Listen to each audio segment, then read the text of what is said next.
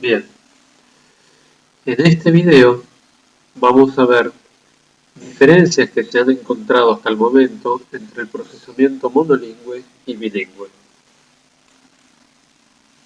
Este trabajo es de este año y abarca un extenso número de estudios, es un metaanálisis, un extenso número de estudios que abarcaron distintos niveles del procesamiento del lenguaje.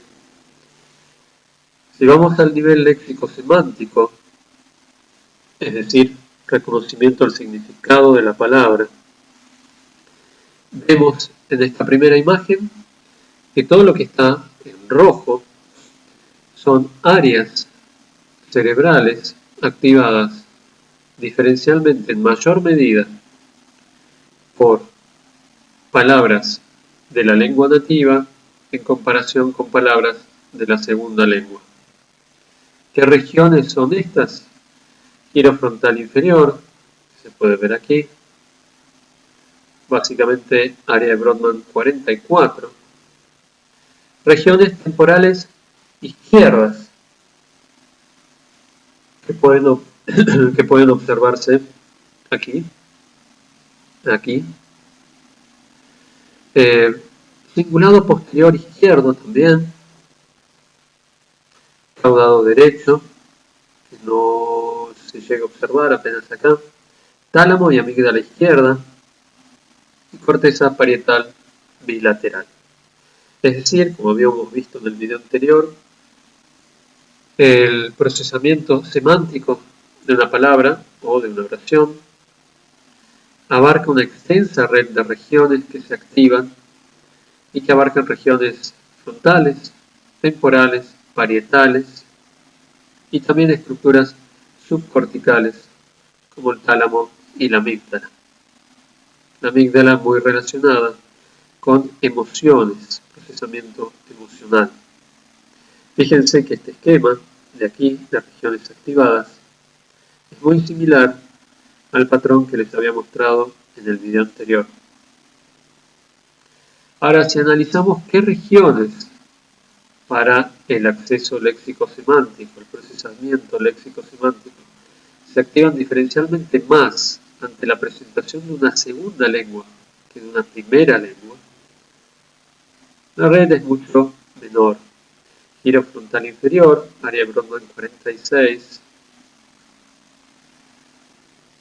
globo pálido bilateral, que puede llegar a verse aquí,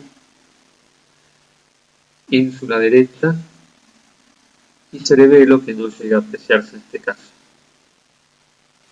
Es decir que la activación de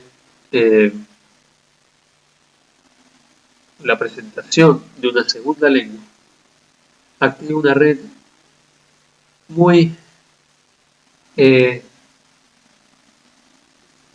o más limitada que la que se activa ante la presentación de una primera lengua.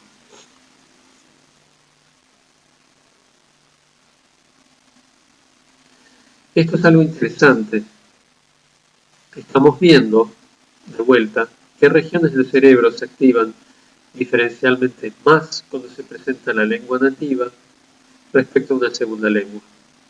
La distinción acá tiene que ver con si el aprendizaje de la segunda lengua se dio en forma temprana en el individuo, es decir, por exposición o aprendizaje en la primera infancia o en la infancia, o si la exposición a la segunda lengua fue más tardía, es decir, a partir de la adolescencia o adultez.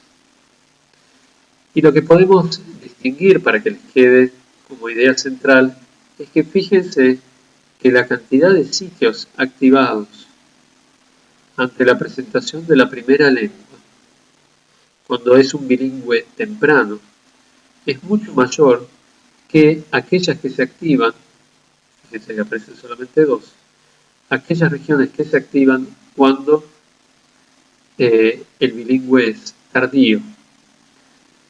¿Qué significa esto?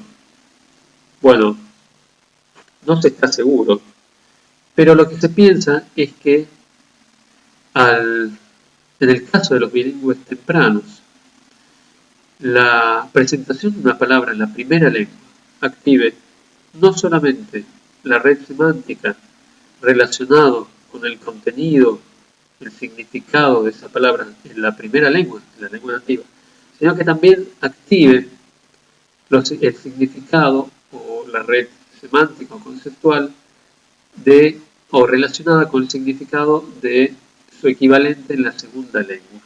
Es decir que al ser un bilingüe temprano y ambos idiomas estar más integrados, la presentación de una palabra en la primera lengua activaría también la red semántica asociada al término en la segunda lengua.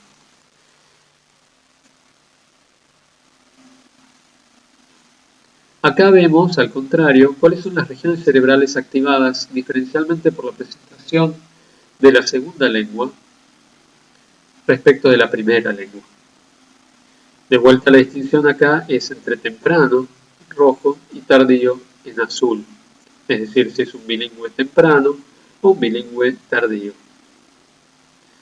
Fíjense, en este caso, coincidiendo con la imagen anterior, cuando la adquisición de la segunda lengua es temprana, básicamente se activan, como se ve acá, las mismas regiones cerebrales que ante la presentación de la primera lengua.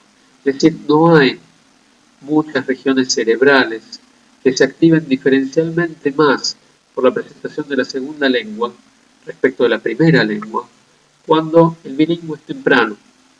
Sin embargo, cuando el bilingüe es tardío, ahí sí vemos que la presentación de palabras en la segunda lengua activan una mayor cantidad de regiones cerebrales que no son activadas por el procesamiento léxico-semántico de la primera lengua. Es decir que los sistemas semánticos asociados a la primera y la segunda lengua no se encuentran bien integrados en un bilingüe tardío. Y vale aclarar un punto a esta altura, que es este metaanálisis se realizó con trabajos, todos ellos, de bilingües, ya fuera tempranos o tardíos, que tenían un nivel de desempeño, un nivel de proficiency, como se dice en inglés, un nivel de desempeño alto en la segunda lengua, es decir, un nivel de desempeño en la segunda lengua equivalente al del lenguaje nativo. Sin embargo, podemos observar que a nivel cerebral el procesamiento no es igual cuando la adquisición de la segunda lengua se da en forma tardía respecto a cuando se da en forma temprana.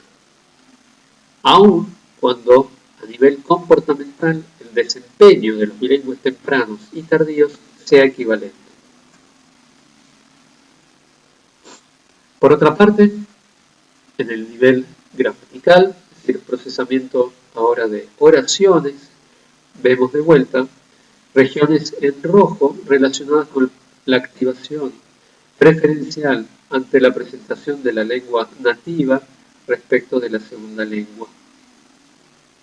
Vemos que hay toda una extensa red que aparece aquí aclarada, si bien no se ven todos los sitios en la imagen.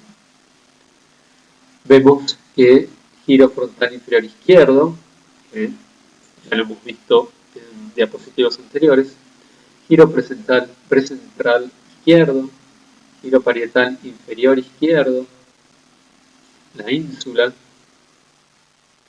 área motora suplementaria, que estaría por acá, giro temporal medio,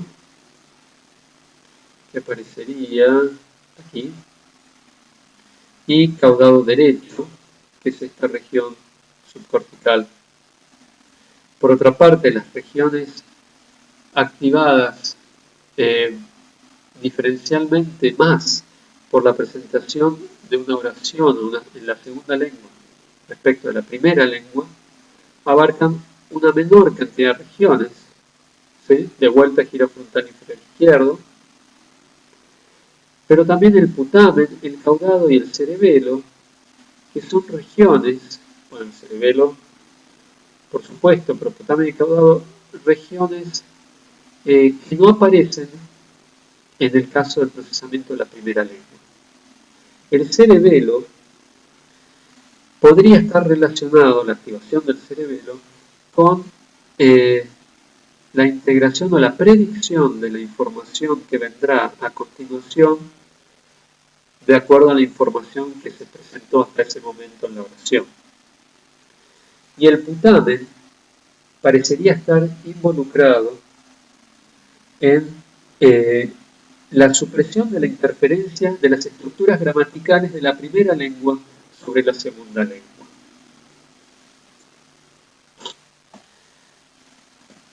La activación en el aspecto fonológico, el reconocimiento formal de la palabra, de los fonemas.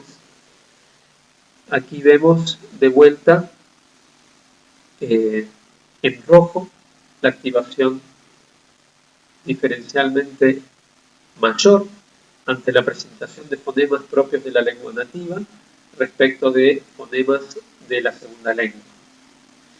Y vemos que son básicamente dos regiones, frontal inferior izquierdo, que vemos acá, y temporal medio derecho, que vemos aquí. Mientras que la presentación de fonemas de la segunda lengua respecto de la primera lengua activa un número mucho mayor de regiones, incluidas regiones del cerebelo. ¿Qué significa esto? Bueno, una posible explicación es que aún en bilingües tempranos, si bien en esta imagen no está distinguido entre bilingües tempranos y tardíos, pero lo que podemos ver es que en bilingües el procesamiento de los sonidos propios de la segunda lengua es más costoso, ¿sí? Activa una mayor cantidad de regiones cerebrales y por lo tanto esto nos lleva a pensar que es más costoso que el procesamiento de los fonemas de la primera lengua. Por último, les quería mencionar un poco de switching, es decir, el aspecto relacionado con el cambio, el switch de idioma, que es capaz de hacer un bilingüe o un multilingüe, en términos más generales. No hace falta que se aprendan todas estas regiones, pero simplemente están enumeradas para que vean que involucran un extenso número de regiones de distintas partes del cerebro, tanto de corteza como de regiones subcorticales. En la corteza podemos ver activación de regiones frontales, temporales, occipitales y regiones subcorticales como la ínsula o el núcleo caudado. Es decir que, como podemos ver en esta imagen, hay regiones frontales, o en este caso mencionadas como prefrontales, que se activan y que están relacionadas en general con funciones ejecutivas, tareas de toma de decisiones, selección de respuestas, ¿sí? Relacionado con toma de decisiones, inhibición de respuestas y memoria de trabajo. Por otra parte, corteza cingulada interior, que está muy relacionada con el monitoreo de conflictos y la detección de errores. Los ganglios basales, ¿sí? Relacionados con la selección de lenguas, la selección léxica, es decir, la selección de palabras propias de una lengua o de la otra, y la planificación lingüística, ¿sí? La planificación, por ejemplo, del ordenamiento de la secuencia de palabras a utilizar. Lóbulo parietal, memoria de trabajo, mantenimiento de representaciones. En definitiva, lo que les quiero mostrar acá es que el switching, el cambio de idioma, la selección del idioma que uno va a usar de acuerdo a la situación, al contexto, involucra una extensa red de regiones frontales, temporales y parietales, y regiones también subcorticales, que involucran tareas propias de las funciones ejecutivas y la toma de decisiones definitivas. Bien, con esto terminamos este video de estudios de neuroimágenes en procesamiento monolingüe y bilingüe. Gracias.